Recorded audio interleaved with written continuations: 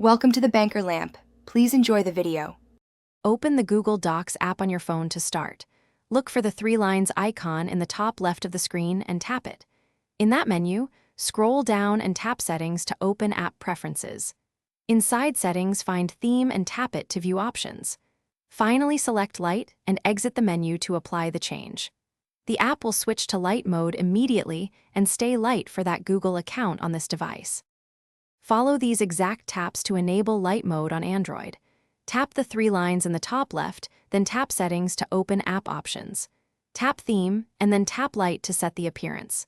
On iPhone, tap your profile picture in the top right instead to open account options. Then tap Settings, then Theme, and choose Light for the app. The light choice applies to your signed-in account and updates the interface right away.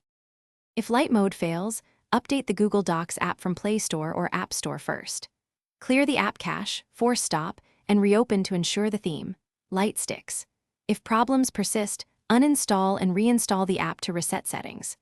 Note that Google Docs on the web follows your browser or operating system theme rather than the app setting. To force light on web, change your browser appearance to light or disable force dark. Thanks for watching. If this was helpful, leave a like and consider subscribing. See you next time.